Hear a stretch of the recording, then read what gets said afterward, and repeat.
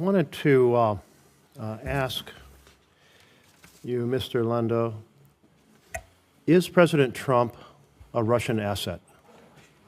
Absolutely not, Senator. He's the President of the United States, duly elected by the American people.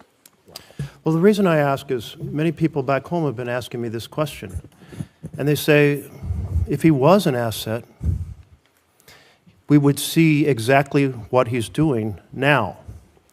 For example, he proceeded to forward or express from the Oval Office propaganda that has been Russian propaganda, that Ukraine started the war, that Zelensky is a dictator.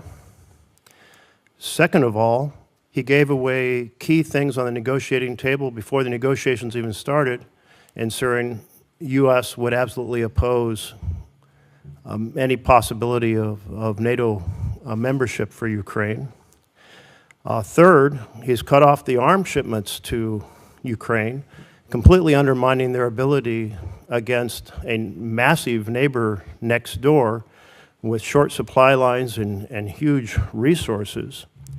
Fourth, he's undermined the partnership with Europe, which has been essential to security over the last 80 years, a major goal of Putin's.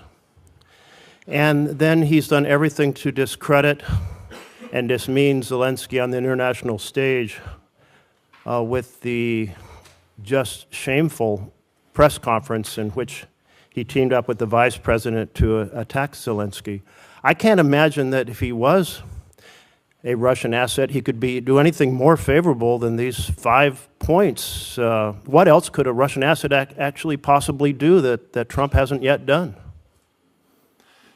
Senator, the president has made it absolutely clear that his top priority is to try to bring peace and end an absolutely savage war. I know you're familiar with the savagery. This is turning into World War I style trench warfare now in eastern Ukraine. The president is an exceptionally gifted deal maker. He is probably the only individual in the entire universe that could actually stop this. The president understands, as part of his deal making. Well, let's turn to another of the folks here. Carrots and sticks. Thank you very much, since you're now off the topic I was raising. Mr. Whitaker, these 5 things that the president has done that are so favorable to Putin and so damaging to Ukraine and to our partnership with Europe, do you approve of them? Well, Senator, thanks for that question. I'm just going to have to politely disagree with you on those 5 things and the way you've framed them. You know, the war in Ukraine would have never happened if President Trump was president in 2022. The war in Ukraine happened because of Joe Biden's weakness after his withdrawal from Afghanistan. I don't think that was the question I asked, but maybe you could some other time go on television and express those points of view. But do you mind just answering the question I asked? Do you agree with the 5 things that President Trump has done, starting with him expressing Russian propaganda from the Oval Office? Well, you know, again, as I mentioned to your colleague, I am not here to assign labels. We're in the middle of a very important peace negotiation. Okay, thank you. I do hope that we have an administration that works to get the very best deal for Ukraine, but what a Russian asset would do would be to work to get the very best deal for Russia, and that appears to be exactly what Donald Trump is trying to accomplish.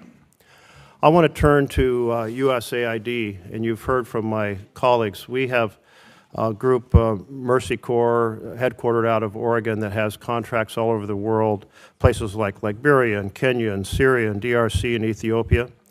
One of the things that I was really struck by was one of their contracts. These are mostly clean water, health care, nutrition contracts, helping people in desperate situations in partnership with the host nations, which is all about both helping people but also building that relationship with those nations.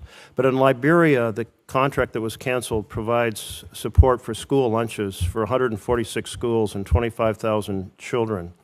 I was very struck by this particular contract because when I was down in Guatemala, I was asking the president, what is the most effective program we have in Guatemala that he'd like to see expanded? this is a former president of Guatemala, and he said, school lunch program. He said, here's the reason why. One, our kids don't have enough nutrition. They're stunted. Second of all, the prospect of getting lunches at school gets them to school, and education is essential. He said, third of all, it creates local contracts for people who prepare the lunches, so it's a little bit of economic investment in every village around the country. Does it make any sense to cancel a program like that that is so beneficial in so many different ways and is done in partnership with the host nation? Is that directed at me, Senator? Sure. Well, Why not? As you know, NATO is a different animal. Absolutely, in this I know context. it is, but you have broad foreign policy experience, so maybe you'd like to, and maybe I'll just get quickly an answer from all three of you, whether it makes sense to cancel such a program. So if I could hop in a second, the Secretary Rubio's waiver specifically covers life-saving medicine, medical services, food, shelter, and subsistence. Very interesting. Then why hasn't this contract been restored? Again, sir, I can just look at the waiver. If Okay, confirmed, well, here's the thing. Let me just explain that the Solicitor General, Sarah Harris, said the funding freeze is not continuing. It is over. But the fact is the gears are not turning, and the gears have to turn in order for contracts to be restored and for aid to flow. And so we're talking about diseases overseas. We don't want people getting on planes with those diseases and bringing those, well, the fancy term, but Ebola-type style of diseases here to the United States, et cetera. And it is just double talk to say that the funding freeze is over when the gears aren't turning because administrations find other ways to keep them from turning, including having fired all the people who turned the gears. So I don't want to hear about the waivers when there's no sincerity in actually applying them and making the AID function again. My time's up. Thanks.